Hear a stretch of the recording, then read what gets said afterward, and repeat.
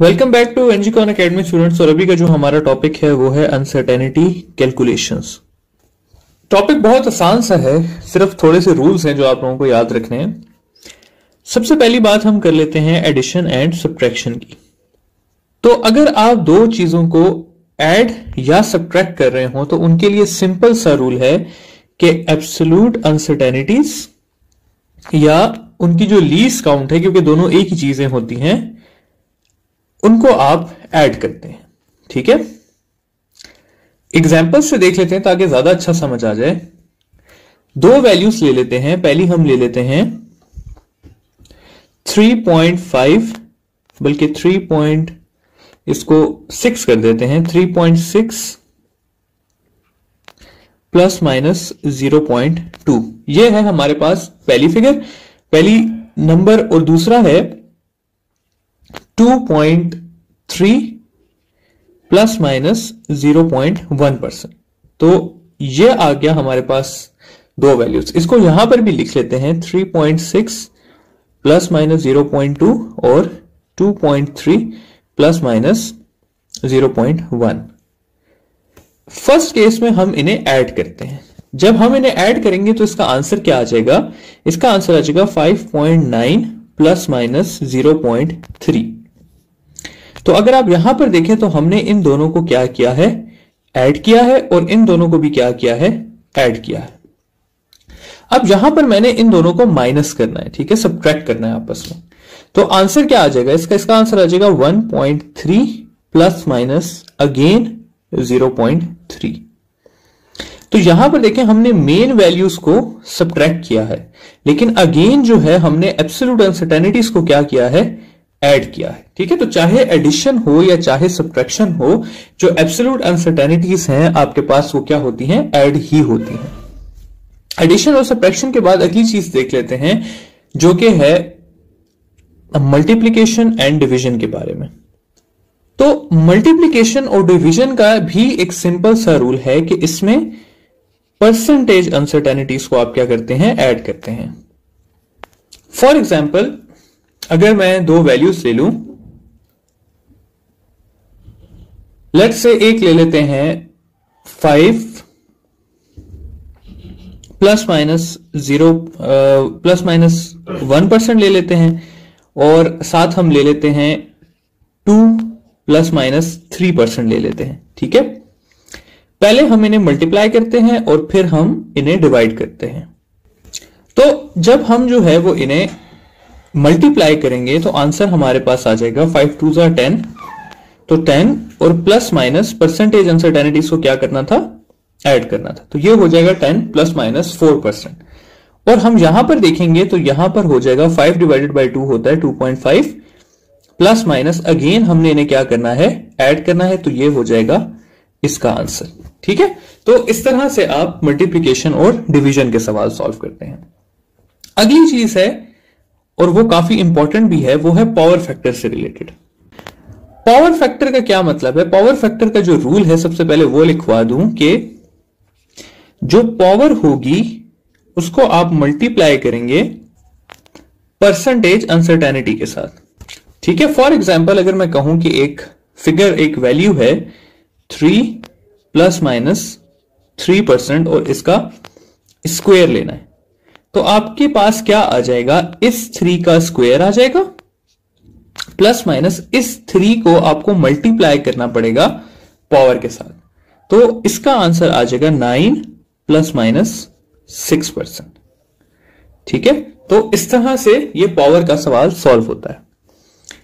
Next चीज है power के बाद टाइमिंग एक्सपेरिमेंट की, कि अगर कोई टाइमिंग एक्सपेरिमेंट हो तो किस तरह से सॉल्व करते हैं। टाइमिंग एक्सपेरिमेंट में अनसर्टेनिटी का फॉर्मूला है कि अनसर्टेनिटी जो है टाइमिंग एक्सपेरिमेंट की, वो इक्वल होती है लीस्ट काउंट ऑफ डिवाइस या absolute uncertainty of device divided by number of vibrations. For example, after 30 vibrations, time period of a simple pendulum is found to be 3 seconds. If least count of stopwatch is 0.1 second, find the uncertainty. ठीक है, तो इसमें हमें क्या करना है कि total time आया है 3 सेकेंड, और अनसर्टेनिटी के लिए हमें पता है कि क्या करना है, हमने लीस्ट काउंट जो कि 0.1 सेकेंड है यहां पर, उसको डिवाइड करना है नंबर ऑफ वाइब्रेशन से जो कि है 30. तो इसका आंसर आ जाएगा 0.003 सेकेंड. तो जो हमारा टोटल टाइम पीरियड है वो हम कुछ इस तरह से लिख देंगे कि time period is equal to 3 plus minus 0.003 seconds. तो ये होता है टाइमिंग एक्सपेरिमेंट की अनसर्टेनिटी. अब एक इन सब चीजों को समराइज करने के लिए एक सवाल करते हैं, ठीक है, जिससे आपको ये सारी चीजें समझ आ जाएंगी. वो सवाल कुछ इस तरह से है कि if value of gravitational acceleration is 10 plus minus 2% and length of simple pendulum is 4 plus minus 3%, find the time period. ठीक है, तो time period of a simple pendulum का फॉर्मूला है कुछ ऐसा हमारे पास कि time period is equal to 2 pi L by g. अब अगर हम इसमें वैल्यूज पुट करें तो हमारे पास आ जाएगा 2 पाई L की जगह हम लिख देंगे 4 प्लस माइनस 3% और G की जगह लिख देंगे 10 प्लस माइनस 2%. अब परसेंटेज को हमने अलग कैलकुलेट करना है और टाइम पीरियड की वैल्यू को अलग कैलकुलेट करना है. तो टाइम पीरियड के लिए हम निकाल लेंगे 2 पाई 4 बाय 10 और यहां पर हम लिख देंगे plus minus under root 3% by 2%. ठीक है, अब थोड़ा सा आगे जाएं तो इसको जब हम सॉल्व करेंगे, ये सिर्फ इस वाले पोर्शन को, तो इसका आंसर आ जाएगा हमारे पास 3.7 सेकेंड्स. अब हमने इस चीज को सॉल्व करना है, अनसर्टेनिटीज वाले पोर्शन को. तो अनसर्टेनिटी वाला पोर्शन है हमारे पास under root 3% by under root 2%. इसको मैं ऐसे भी लिख सकता हूं कि 3% divided by 2% whole raise to the power 1/2. अब हमें पावर का रूल पता है कि पावर के साथ हम परसेंटेज अनसर्टेनिटी को मल्टीप्लाई करते हैं. तो यहां पर मेरे पास हो जाएगा 3% इंटू 1/2 डिवाइडेड बाय 2% इंटू 1/2. तो इसका आंसर हो जाएगा 1.5% डिवाइडेड बाय 1%. और जब दो परसेंटेज अनसर्टेनिटीज डिवाइड हो रही हो तो हमने रूल पढ़ा है कि इन्हें ऐड करते हैं. तो ये हो जाएगा 1.5% प्लस 1%. तो टोटल अनसर्टेनिटी हो जाएगी 2.5%.